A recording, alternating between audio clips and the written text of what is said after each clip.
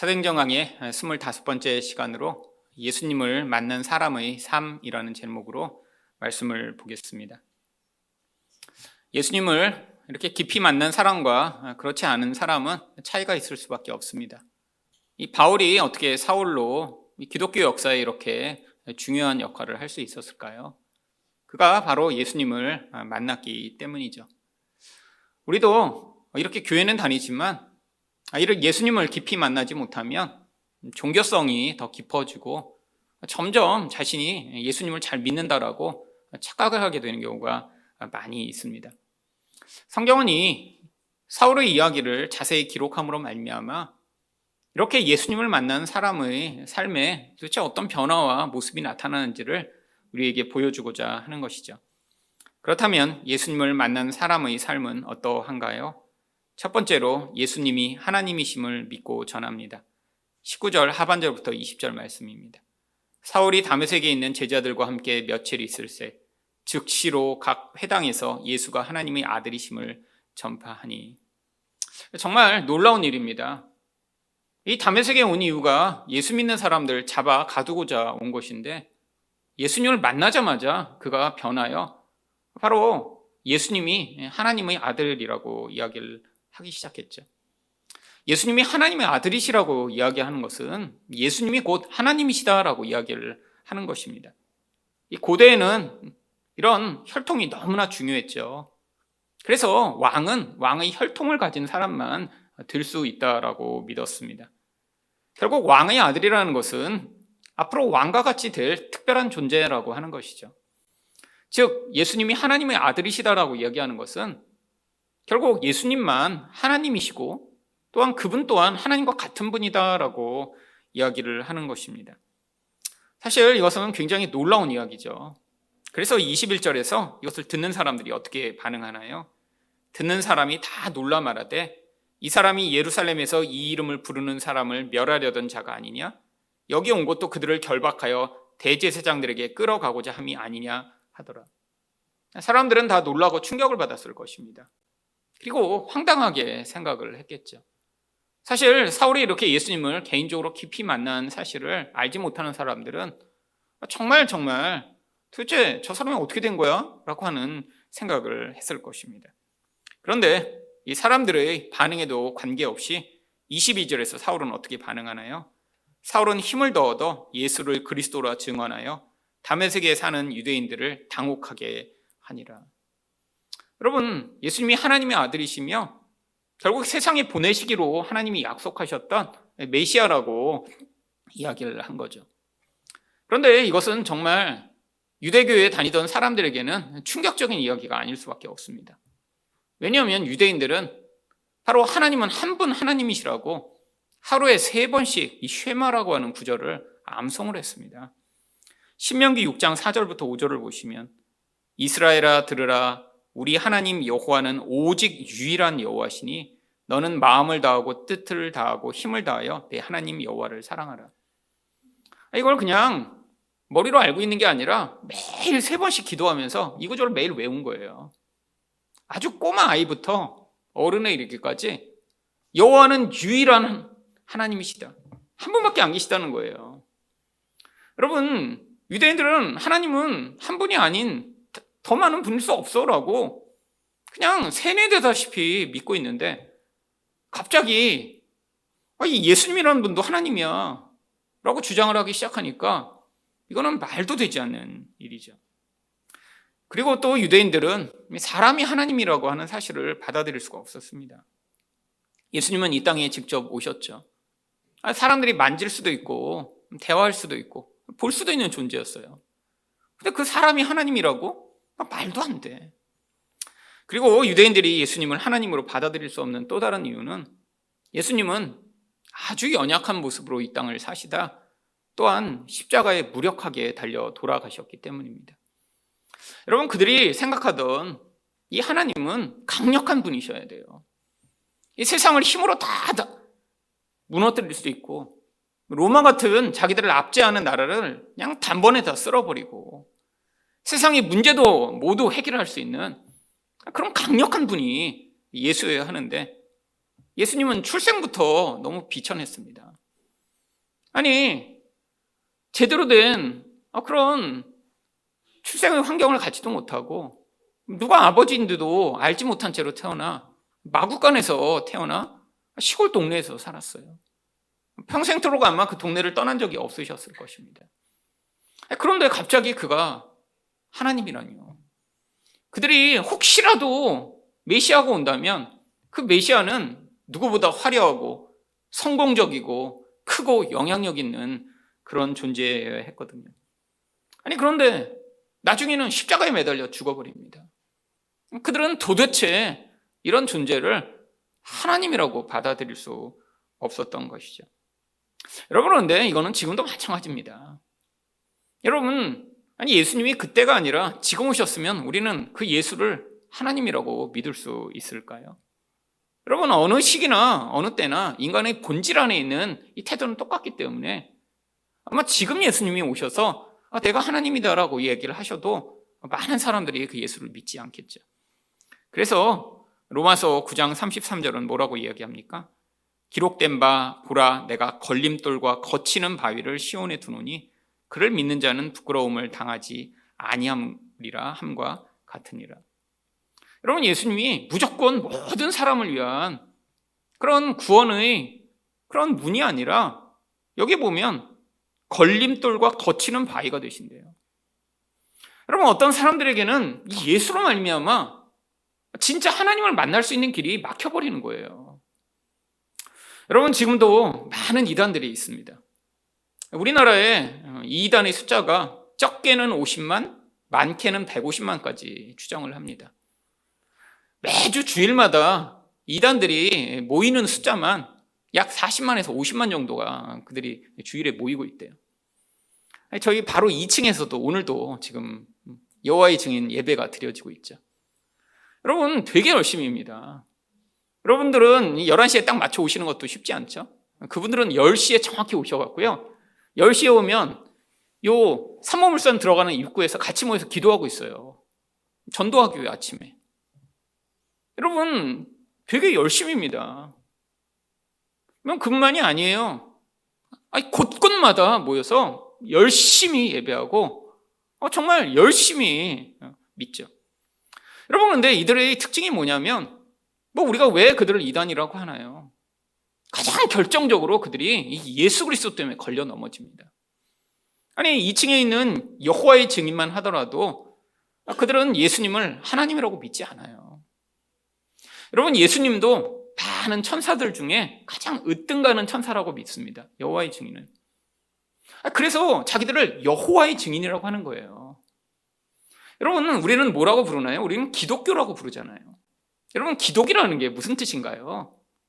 여러분, 기독은 크라이스트를 한자로 바꾼 게 기독입니다. 쉬운 말로 하면 기독교가 그리스도 교회예요. 우리는 그리스도를 믿는 자들, 예수를 믿는 자들입니다. 근데 여호와의 증인만 하더라도 자기는 예수를 믿는 자들이 아니에요. 우리는 여호와를 증거하는 자들이라고 주장을 하는 거죠. 여러분, 예수로 말미암아 모든 게 해결되고 더 이상 우리의 이런 노력, 우리 종교적 의로 말미암아 하나님께 다가갈 수 없으며 오직 예수를 믿어야 우리는 모든 죄를 사함을 받고 하나님께 다가갈 수 있는 이 구원의 보급금을 받아들이지 않으니까, 그러니까 이 여호와의 증인 같은 경우에는 굉장히 열심을 냅니다. 우리가 보면 저렇게 열심히 믿지? 근데 그렇게 할 수밖에 없어요. 그들은 그렇게 일주일에 시간을 채워서 어떤 충성 점수를 쌓아야지만 자기들은 예수로 말미암아 온전히 구원받는 게 아니기 때문에 바로 그 구원에 다다를 수 있는 점수를 쌓는다고 생각해서 훨씬 일반적인 기독교인들보다 열심을 내고 있죠. 여러분, 모든 이단들이 바로 예수에서 걸려 넘어집니다. 대부분 그래서 이단들은 이 예수를 대체할 바로 교주들을 믿으라고 얘기를 하고요. 결국 이게 이 기독교와 이단들이 갈라지는 길이죠. 그렇다고 우리는 이런 모든 이 예수 그리스도로 말미암아 우리에게 제시된 이 신비로운 사실들을 다 그냥 받아들일 수 있나요? 사실은 여러분, 신앙이 성장하기 위해 우리가 반드시 거쳐야 될 몇 단계가 있는데 이해하지 못하지만 그 이해되지 않는 것을 믿음으로 받아들이는 단계입니다. 근데 교회 다니면서도 많은 사람들이 이 삼위일체에 대해서 사실은 온전히 믿거나 받아들이는 게 쉽지 않은 경우를 많이 봅니다. 여러분, 세상에서 이런 삼위일체라고 하는 그런 현상이 존재하나요? 무엇인가 세 개인데 또 그게 또 하나야. 여러분, 이걸 설명하고자 많은 사람들이 이런저런 생각들을 해냅니다. 삼위일체는 그래서 마치 물과 같다. 어떤 때는 얼음이다가, 어떤 때는 물이다가, 또 그게 기화돼서 수증기가 되는. 근데 그건 삼위일체랑 같은 게 아닙니다. 여러분, 오히려 이 삼위일체를 그런 식으로 설명하다가 자꾸 문제가 생기는 거예요. 여러분, 이해할 수 없는데 어느 순간 받아들여지고 믿어집니다. 이게 바로 하나님이 우리 영을 여시고 우리에게 이 인간의 지혜로 설명이 불가능하고 논리로는 받아들일 수 없는 것들을 믿게 만들어 가시는 것이죠. 여러분, 저는 목사이고 성경을 오랫동안 연구하고 많은 신학책을 봤지만 아직도 이 삼위일체를 온전히 설명하거나 제 논리로는 완벽하게 이해가 되지 않아요. 그냥 가장 합당할 만한 설명인, 하나님은 한 분이시지만 그분이 세 위격을 가지고 존재하시는 분이시다라는 것을 그냥 믿음으로 받아들이는 것이죠. 여러분, 또 어떤 사람들은 예수님이 온전한 하나님이며 온전한 사람이라는 사실을 못 믿는 사람들 굉장히 많습니다. 역사상 수없이 많은 이단들이 사실은 이런 문제로 말미암아 걸려 넘어졌죠. 지금은 다 사라져버렸지만 아리우스파, 영지주의, 네스토리우스파, 마르키온파, 에비온파, 여러분, 역사상 수없이 많은 이단들이 서로 하나만 주장하는 거예요. 예수님은 그냥 온전한 하나님은 맞는 것 같아. 근데 그분은 사람일 수 없어. 말이 안 돼. 어떤 사람은 예수님은 그냥 사람이야. 근데 하나님은 영이 임해 하나님인 것처럼 행세하신 것이지. 여러분, 이들이 서로 싸우다가 결국 어떻게 됐나요? 계속 이단으로 판명을 받습니다. 많은 사람들이 그들을 추종했어요. 근데 하나님이 이런 교회의 그 모든 결정 가운데 개입해 오셔서 무엇이 진리이고 무엇이 비진리인지를 계속 결정해 나가도록 역사에 오셨죠. 여러분, 우리는 지금 그래서 삼위일체를 믿지 않거나 예수님은 인간에 불과하다라고 얘기하는 이 여호와의 증인과 같은 그런 주장을 더 이상 받아들이지 않고 이단이라고 확실히 알고 있습니다. 여러분, 근데 진짜 문제는 마치 예수님이 지금도 이런 연약한 하나님으로 세상에 오셨다는 것을 심적으로 받아들이지 않는 사람이 너무나 많죠. 여러분, 이 구원에 있어서 가장 놀라운 사실은 하나님이 우리를 성화시켜 나가신다라고 하는 것입니다. 사실은 이게 구원의 교리 가운데 제일 중요한 교리예요. 성화 교리요. 여러분, 교리라는 게 뭔가요? 변할 수 없는 확고한 진리를 바로 신앙의 근본으로 만든 것이 교리입니다. 이 교리는 바뀔 수가 없어요. 성경을 읽어보면 하나님은 반드시 하나님의 백성의 인생 가운데 개입해 오셔서 우리를 예수 그리스도처럼 만들어 가신다라고 하는 이 성화의 교리가 있습니다. 근데 여기서 모든 문제가 발생해요. 많은 사람들은 마치 예수님처럼 된다라고 하는 것을 예수님처럼 온전해지거나 아니면 예수님처럼 능력이 많은 그런 존재가 된다라고 생각을 하죠. 왜냐하면 예수님이 어떤 모습으로 이 땅에 오셨는지를 받아들이기를 자꾸 거부하는 것입니다. 아니, 유대인들이 저렇게 약한 모습으로 온 그런 신은 신이 아닐 거야 라고 생각한 듯이 우리도 우리 마음에서는 구원자라고 하면 뭔가 강력하고 힘이 많고 그러니까 우리도 성공하게 해줄 수 있는, 우리도 강하게 해줄 수 있는 그런 존재를 믿는 경우가 많이 있죠. 여러분, 여기서부터 모든 문제가 발생합니다. 우리가 예수님처럼 된다라고 하는 건 우리가 강한 존재가 되는 게 아니에요. 아니, 예수님은 강하실 수 있죠. 근데 예수님이 이 땅에 오셔서 보여주신 모습은 뭔가요? 그분이 병자를 치료하시는 그런 능력은 그분이 구약에서 이야기하던 이런 앞으로 메시아가 오면 어떤 일을 행할 것을 우리에게 그림으로 보여주시고자 병자들을 고치신 거예요. 근데 어떤 병자들을 고치셨나요? 눈에 보이지 않는 영적 변화를 눈에 보이는 것으로 우리에게 가르치시고자 병자를 고치신 거예요. 예수님이 눈에 보이지 않는 장님을 고치시고 귀머거리를 고치신 이유가 뭔가요? 여러분, 모든 장님은 다 봐야 되고 귀머거리는 다 듣게 된다는 걸 우리에게 가르쳐 주시는 게 아니에요. 마치 영적으로 눈먼 자들, 영적으로 귀머거리 된 자들이 얼마나 비참한 상황에 있는지를 보여주시며, 바로 예수를 믿는다는 건 영적인 눈을 떠 보이지 않는 것을 믿게 되는 것이고, 이전에는 들어도 깨닫지 못하던 것들을 받아들이게 되는 것임을 보여주시고자 눈 먼저 귀머거리를 고쳐주신 것이죠. 예수님은 또 누구를 고치셨나요? 중풍병자를 고치셨어요. 여러분, 중풍병이라는 게 뭐죠? 여러분, 생각은 다 합니다. 근데 몸이 말을 안 들어요. 내가 저거 가고 싶다. 근데 중풍병자는 갈 수가 없어요. 몸이 움직이질 않아요. 여러분, 이게 마치 죄의 현상입니다. 여러분, 여기 있는 어느 누구가 화내는 건 좋은 거야, 미워하는 건 좋은 거야, 나는 내 말을 안 들으면 소리 지르고 폭행하는 게 좋은 거야, 이렇게 생각하는 사람은 어디 있어요? 모든 사람은 다 머리로 압니다. 사랑하는 건 좋은 거야. 난 더 사랑하기 위해 결혼했어. 여러분, 근데 문제가 뭐죠? 머리로는 아는데 우리 삶에서는 잘 나타나지가 않아요. 여러분, 이게 우리 인생의 문제입니다. 이 죄악의 영향력은 우리 영혼에서부터 우리를 지배하고 있기 때문에 우리가 좋다라고 하는 것을 그대로 살아갈 수가 없어요. 우리는 우리 감정을 통제하면 불가능합니다. 여러분, 얼마나 많이 결심해 보셨나요? 나 화내지 않을 거야. 나 미워하지 않을 거야. 난 용서하고 싶어. 아니, 심지어는 고백도 하잖아요. 심지어는 또 기도도 합니다. 하나님! 근데 결과가 무엇이죠? 인간은 자기 마음을 통제하지 못합니다. 우리 말도 통제하지 못해요. 여러분, 지난 몇 년 동안 맨날 들으시잖아요. 남 미워하는 말하고 비판하고 판단하고 정죄하고 이거 다 죄악이 나타나는 통로라고요. 그래서 여러분 생각은 하시죠. 그래, 맞아. 이렇게 남 말로 짓밟고 말로 남 정죄하고 이거 나쁜 거지.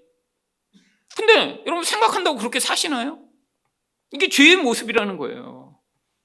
여러분, 이 무서운 죄의 영향력으로부터 구원받는 유일한 길이 예수 그리스도이심을 보여주시고자 예수님이 중풍병자를 고치신 거죠.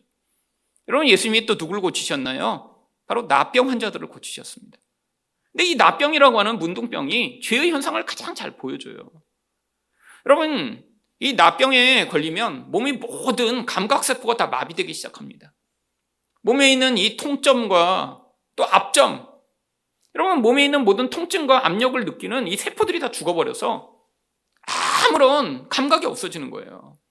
감각이 없어지면 어떻게 되나요? 세균이 감염돼도 썩기 시작해도 고통을 느끼지 못합니다. 말초부터 다 잘라져 나가요. 여러분, 옛날 중국에 선교사로 갔던 분이 그 중국에서 약을 못 쓰는 이런 문둥병 환자들을 사역하시다 오셨는데 그분이 그러시더라고요. 약을 못 쓰니까 중국에 있는 이 문둥병 환자들은 팔다리가 다 잘라져 나가서 그냥 몸통만 남아서 굴러다닌대요. 사람이 이게 팔다리가 다 잘라져 나가니까. 지금은 약이 좋아져서 그것들을 멈추게 하고 멀쩡한 것처럼 살게 만들지만 여러분, 고대는 그렇지 않았습니다. 근데 이게 죄의 현상이죠. 죄는 사람의 감각을 다 마비시켜버립니다. 뭐가 나쁜 건지 뭐가 좋은 건지 판단하지 못하게 만들어요. 근데 결국 뭘 갖고 오나요? 그게 죽음을 가지고 옵니다. 게다가 또 전염도 시켜요. 이게 죄의 현상이죠. 여러분, 죄악에 물든 자들은 자기가 죄인이라는 사실을 절대 인정하지 못합니다. 그게 악하다라는 걸 깨닫지 못해요. 근데 그게 결국 자기도 죽음으로 몰아갈 뿐 아니라 다른 사람에게까지도 악한 영향력을 미치죠. 여러분, 이 모든 현상들을 보여주시기에 예수가 오셔서 병자도 고치시고 그분이 얼마나 강하신 분인가를 보여주셨는데, 여러분, 우리가 닮아야 할 예수의 모습은 그런 능력을 보이는 삶이 아닙니다.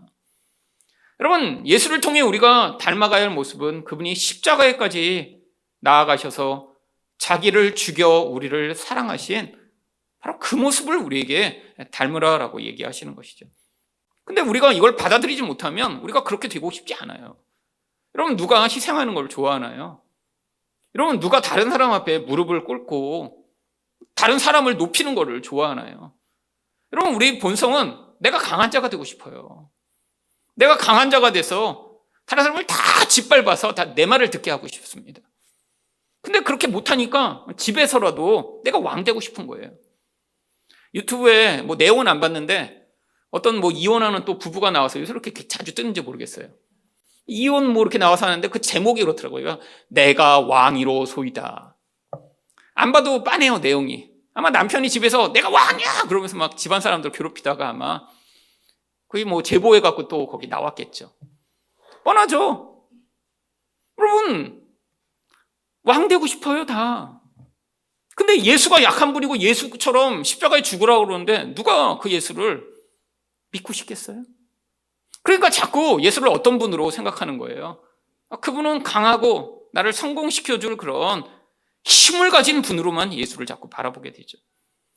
여러분, 그래서 예수를 진짜 믿게 되면 여러분, 시간이 지날수록 우리는 어떤 존재가 되냐면 디모데전서 1장 15절처럼 돼야 됩니다. 그리스도 예수께서 죄인을 구하시려고 세상에 임하셨다 하였도다. 죄인 중에 내가 괴수니라. 여러분, 이 디모데전서는 이 바울 사도가 죽기 얼마 전에 쓴 책이에요. 평생토록 바울이 그렇게 헌신하고 열심을 냈는데 죽기 전에 뭐라고 고백합니까? 나는 죄인 중에 괴수다라고 고백을 하죠. 여러분, 여러분의 신앙은 결국 신앙이 더 성장할수록 우리는 정말 우리를 그 죄에 묶어서 죽음으로 몰아가는 나는 어떻게 할 수 없는 존재라고 하는 이 죄 인식이 점점 커져가게 되어 있습니다. 이게 은혜를 받는 자의 태도예요. 근데 거기서 뭘 발견하나요? 우리는 불가능한 존재인데 예수만이 우리를 온전케 하시고 구원하실 수 있다는 사실을 발견하게 되는 것이죠. 결국 이 땅에서 우리가 예수처럼 살지 못하게 만드는 가장 중요한 원인은 우리가 얼마나 무서운 죄인인가를 생각하지 못하기 때문입니다. 여러분, 우리가 자꾸 완전한 존재가 되려고 하면요, 우리 안에서 자기 방어적 기제가 계속 발휘됩니다. 여러분, 우리는 완전하지 않잖아요. 여러분, 자기도 알고 사실은 남도 다 압니다. 근데 이게 제일 문제가 뭐냐면 자기가 자기의 이 죄를 보지 못하게 만드는 이 방어 기제가 우리 안에서 너무 잘 발달되어 있는 거예요. 여러분, 사실 그래서 여러분의 진짜 모습은 여러분이 생각하는 여러분의 모습이 아니라 여러분과 가장 가까운 사람이 여러분에게 뭐라고 얘기하는 거예요. 저도 제가 집에서 열심히 잘 살고 있는데 자꾸 제가 온전하지 않다는 걸 제 아내를 통해 제가 이렇게 들으며 맞는 것 같은데 받아들이기 너무 싫어요. 어제도 제가 열심히 잘 사는데 자꾸 아내가 여보 이것도 이거로 이것도 이거로 이렇게 얘기하면 받아들여야겠죠. 근데 마음에서는 나 이렇게 열심히 잘 살고 있는데 왜 그러지? 자꾸 이렇게 거부하는 마음이 자꾸 드는 거예요. 근데 사실은 아내의 말이 맞습니다. 왜? 나는 제 모습을 못 보거든요. 여러분, 싫어도 받아들이는 게 그게 정상적인 것인데 우리 안에 어때요? 이 방어 기제가 자꾸 자기를 못 보게 만들어요. 여러분, 그러면서 또한 어떤 기제가 발현이 되냐면 다른 사람의 죄악을 자꾸 점점 커지게 만들고 싶습니다.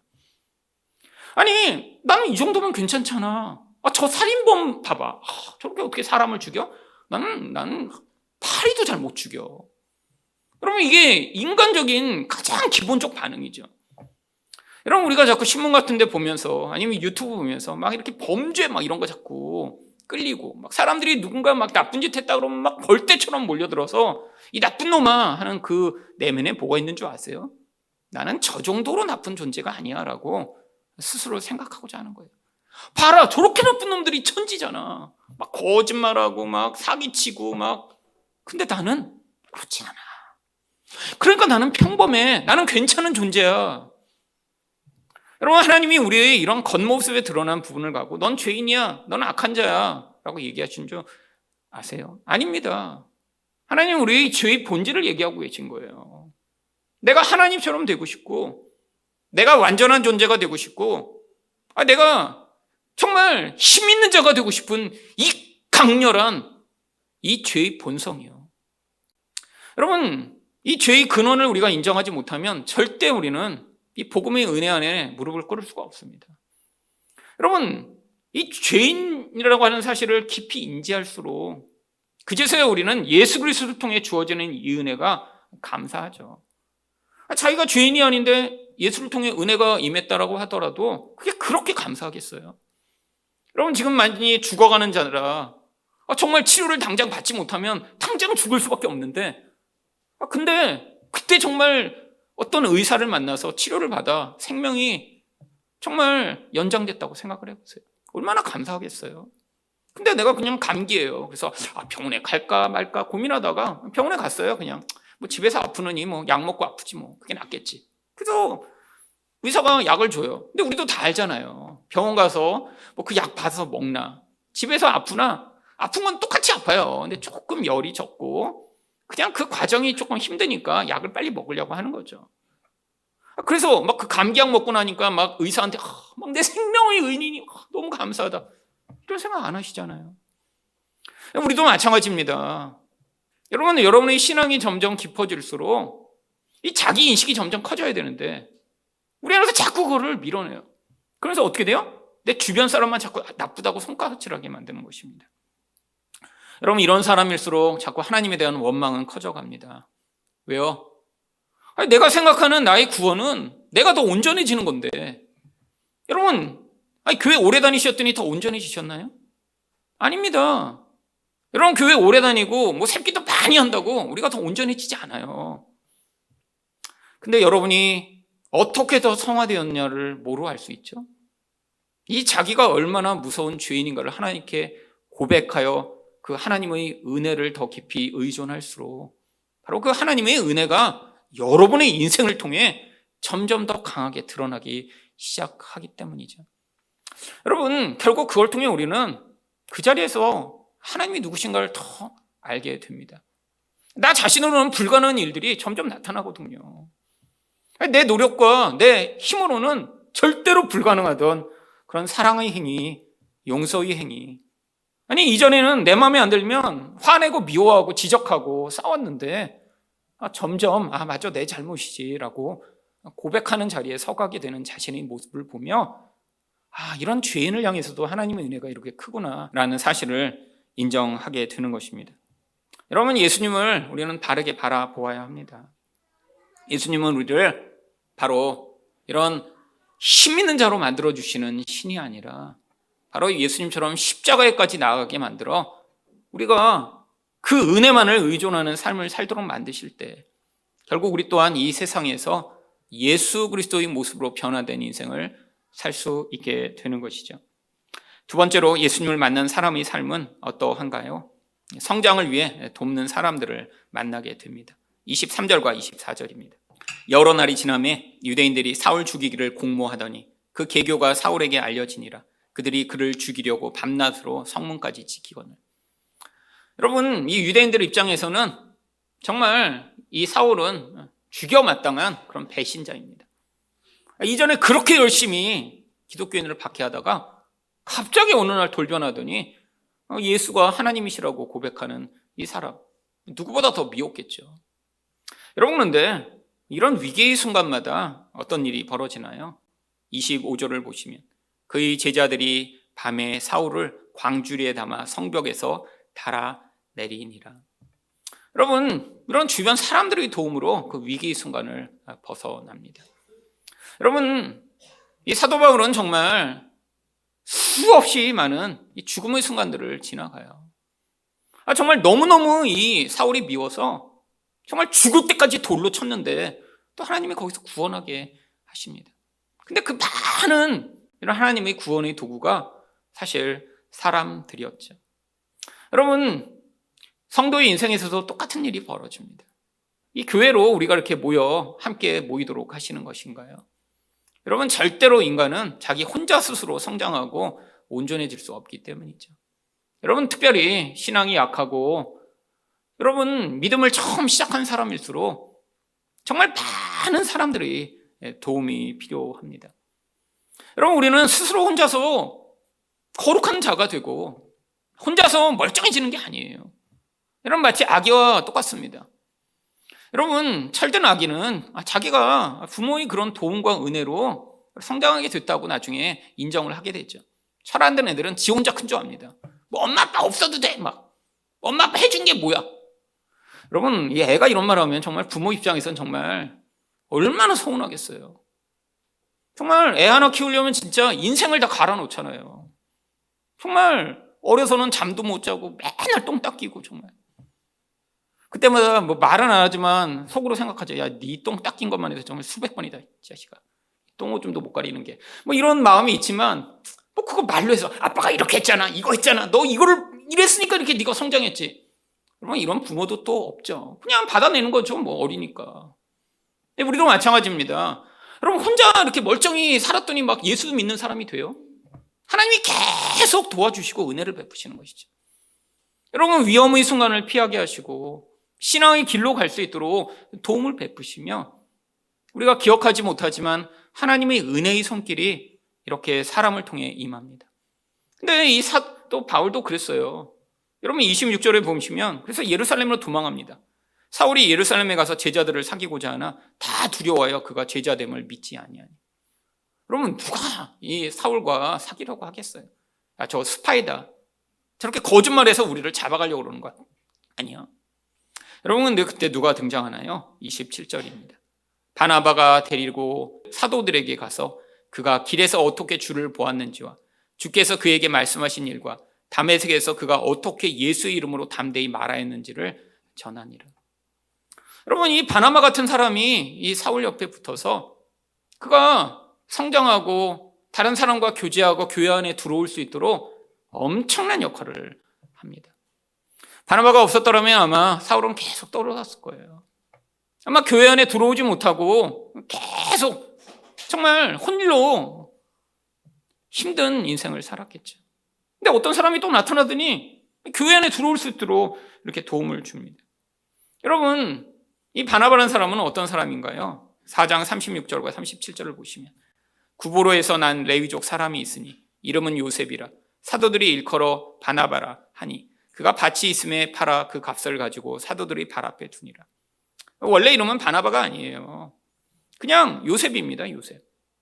근데 사도들이 이 사람은 워낙 그런 삶을 사니까 그냥 별명을 붙인 거예요. 교회 내에서. 어떤 별명이죠? 위로의 아들이라고 그냥 별명을 붙인 거예요. 근데 그게 너무 그냥 그 사람이랑 잘 맞으니까 이름이 돼버린 거예요. 성경에 요셉이라는 이름은 처음에만 등장하고 그냥 나중에는 계속 바나바라고 등장합니다. 그냥 그 존재 자체가 사람들을 위로하고 자기를 희생하여 다른 사람을 섬겨주는 그런 하나님의 마음을 가진 사람이었죠. 여러분 바로 이 사울이 교회 내에 들어와 이런 중요한 사람으로 성장해 나가는데 이런 또 하나님의 사람들의 개입이 있었습니다.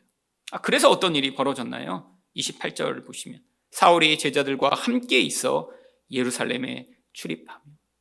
여러분 바로 이전에는 그렇게 박해하며 이 기독교인들을 싫어하던 이 사람이 이 제자들과 함께하며 예수 그리스도에 대해 배우기 시작합니다. 이 사울은 예수님을 직접 만난 적이 없는 사람이에요.